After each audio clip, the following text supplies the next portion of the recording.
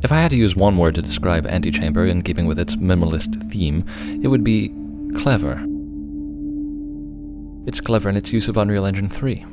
Bruce has taken the engine most known for giving us chest-high walls and men made of steak and turned it into a stylish, minimal, bendy puzzler that can have you walking down the same hallway from 3 different directions, one of which shouldn't be possible.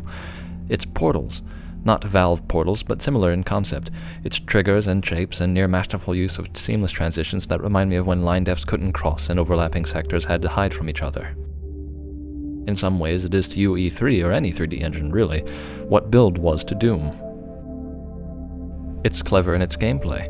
Much like Portal, the hook, moving through space-defying geometry, is essential to progress. Once you've bumbled your way through the same hub a few times, you start to really understand that every place in this world is connected by a fold in space. Your map. The map is sort of brilliant. In fact, the entire in-game menu is.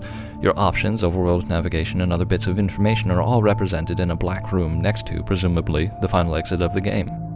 It's a place, but not a place. You access it by hitting escape and don't so much go there as arrive there like you never left. There's also a countdown timer in this room. I have no idea what it's for and can say with confidence that I missed the deadline. And even then, I don't think I was punished for it. That's the beauty of Antichamber.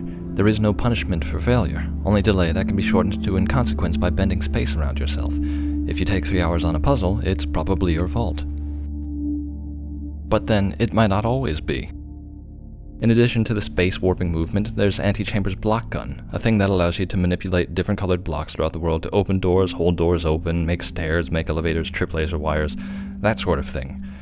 What these block puzzles turn into is more often than not a 3-dimensional sliding puzzle, something not incredibly complicated, but fiddly and time-consuming. When you've spent the previous hour warping from one end of the map to the other and finding new ways to manipulate the universe, being confronted with a minimalist Resident Evil lock puzzle is sort of frustrating. Especially when that puzzle requires quick, precise movements that aren't necessarily easy with the tools given to you.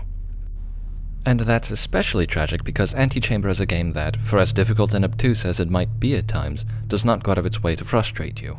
Nearly every bit of text in the game is designed to help you on your way. The puzzle names offer clues as to their solution or an approach you might take. Throughout the world are somewhat out-of-place illustrations that offer either a vital hint or some appropriate commentary depending on whether you saw them before their associated room. Apart from some endgame material that I of course will not spoil, there's not one element of malice or intentional aggravation in Antichamber. It's very relaxing, and vaguely creepy.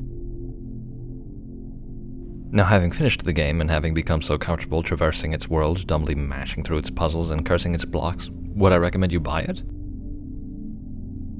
On sale? Absolutely. Antichamber launched at $15, which is a fine price point considering what I've seen. 20 is pushing it a bit. You might not think $5 is a big difference, but Portal 2 is $20, and Portal is only half that. These both obviously have the fit and finish of big production titles, and the consistency of their design is proof. Antichamber is the Herculean effort of a small team, but the kinks in its design are there and definite, and it would be dishonest of me to ignore them. So, as always, it's up to you. If you think $5 more is worth showing your support for an overall fantastic project, buy it now. If you want to wait, nobody would blame you, but Antichamber fully deserves to be played.